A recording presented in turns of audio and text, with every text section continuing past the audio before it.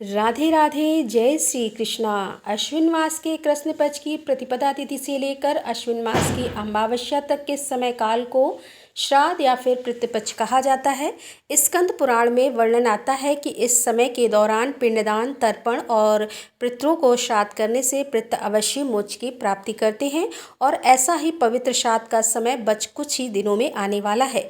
तो चलिए आज के इस वीडियो में जानते हैं कि इस बार श्राद्ध कब से आरंभ हो रहे हैं और कब तक चलेंगे और किन किन मुहूर्त में आप अपने पितरों का श्राद्ध कर सकते हैं। तो इस वीडियो आरंभ करते हैं। तो इस बार वर्ष 2025 में श्राद्ध पक्ष आरंभ हो रहा है 8 सितंबर 2025 दिन सोमवार के दिन और यह पूरा हो रहा है 21 सितंबर 2025 रविवार के दिन। पितृपक्ष अश्विन मास के कृष्ण पक्ष की प्रतिपदा तिथि से शुरू होता है और उसके अमावस्या तक चलता है। इसे महालय अमावस्या भी कहा जाता है। अनेक स्थानों पर पितृपक्ष की शुरुआत भाद्रपद पूर्णिमा से भी की जाती है, जिसे श्राद्ध पूर्णिमा कहते हैं।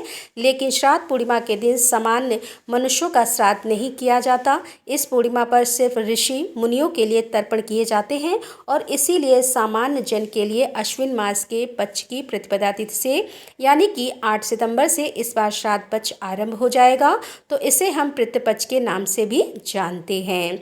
इस श्राद्ध पक्ष के दौरान आप अपने पितरों की मृत्यु तिथि के अनुसार उस दिन पर उनकी श्राद्ध क्रिया कर सकते हैं। वैसे तो मास में आने वाली अमावस्या तिथि श्राद्ध कर्म करने के लिए सबसे उत्तम बताई गई है, लेकिन पितृपक्ष में अपने पितरों की तिथि के अनुसार श्राद्ध करना चाहिए। अगर तिथि ज्ञात ना हो तो शर्व पितृ अमावस्या के दिन श्राद्ध क्रिया जा सकता है। और ऐसा नहीं है कि हम सिर्फ सामान्य मनुष्य पितरों को श्राद्ध करते हैं, अपितु भगवान श्री रामचंद्र जी ने भी अपने पिता दशरथ महाराज का श्राद्ध कर्म किया था। यहाँ तक कि हिरण्यकश्यप, जिसकी मृत्यु स्वयं भगवान श्री हरि विष्णु के हाथों हुई थी, उनके लिए भी स्वयं भगवान नरसिंह देव ने प्रहलाद महाराज से कहा था कि हे हिरण्यकश्यपु का श्राद्ध करें। तो इस प्रकार से हम देख सकते हैं कि पौराणिक महत्व के अनुसार भी श्राद्ध पक्ष का बहुत ज्यादा महत्व है। इस समय अवधि के दौरान श्राद्ध के लिए जल, दूध, काले तिल, जौ और कुश से तर्पण करना उत्तम बताया गया है। पितरों की तिथि में श्रद्धा पूर्वक हृदय से स्नान करने के बाद पितरों के लिए अर्पित किए जाने वाला तिल मिश्रित जल भी उनके लिए अक्षय तृप्ति का माध्यम बनता है।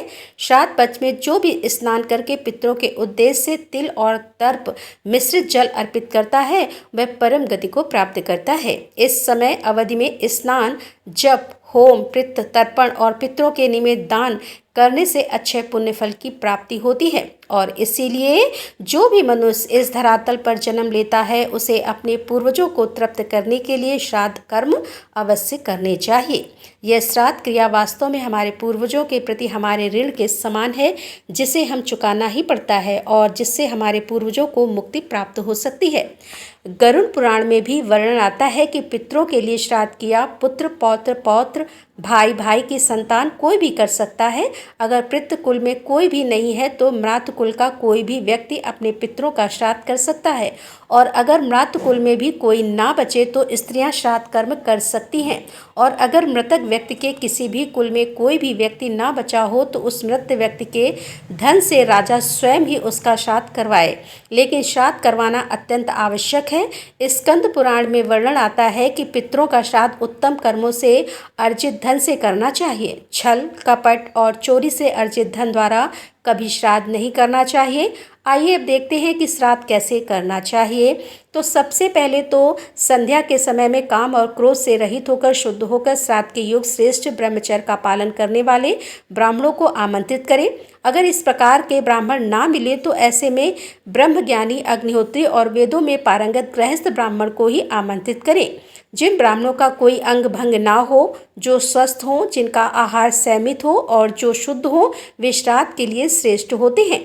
इस श्राद्ध प्रक्रिया में योग्य ब्राह्मणों को भोजन करवाना चाहिए और उन्हें दक्षिणा देनी चाहिए, क्योंकि अगर श्राद्ध कर्म में कोई मंत्र, काल अथवा विधि आदि में त्रुटि रह जाए तो उसकी पूर्ति पर्याप्त दक्षिणा देने से हो जाती है। इसीलिए विद्वान पुरुष को दक्षिणा रहित श्राद्ध कदापि नहीं करना चाहिए। पितरों के लिए श्राद्ध और पिंडदान करने के बाद पितरों के निमित्त सुयोग्य व्यक्ति को दान देना चाहिए। गाय, कुत्ते, कौवे आदि को भोजन करवाना चाहिए। पितृपक्ष में संभव हो तो पितृश्रोत का पाठ करना चाहिए, जिससे पितरों को शांति मिलती है। पितृपक्ष की यह 15 दिनों की अवधि अत्यंत पावन होती है, इसीलिए इस समय में अपने मन और वाणी में संयम रखना चाहिए। क्रोध, ईर्ष्या, द्वेष इत्यादि के विकारों का त्याग देना चाहिए। असत्य, कटुवचन इत्यादि नहीं बोलने चाहिए और सात्विक भोजन ही ग्रहण करना चाहिए। इन 15 दिनों में कोई भी शुभ कार्य जैसे कि विवाह, गृह प्रवेश, जनेऊ, मांगलिक कार्य इत्यादि नहीं किए जाते। कई लोग तो इस समय के दौरान बाल और नाखून भी नहीं कटवाते हैं।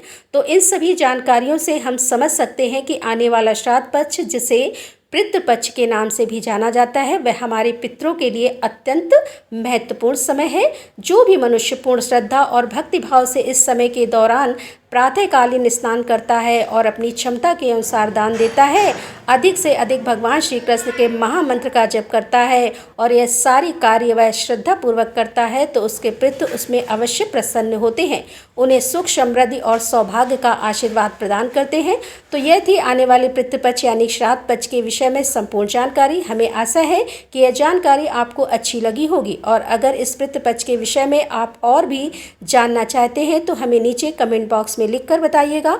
अगर आपकी जिज्ञासा हुई तो इस पर हम और भी विस्तृत से वीडियो लेकर आएंगे, लेकिन उसे सुनने के लिए याद से आपके अपने चैनल रीता शुक्ला को सब्सक्राइब करना मत भूलिएगा। राधे राधे, जय श्री कृष्णा।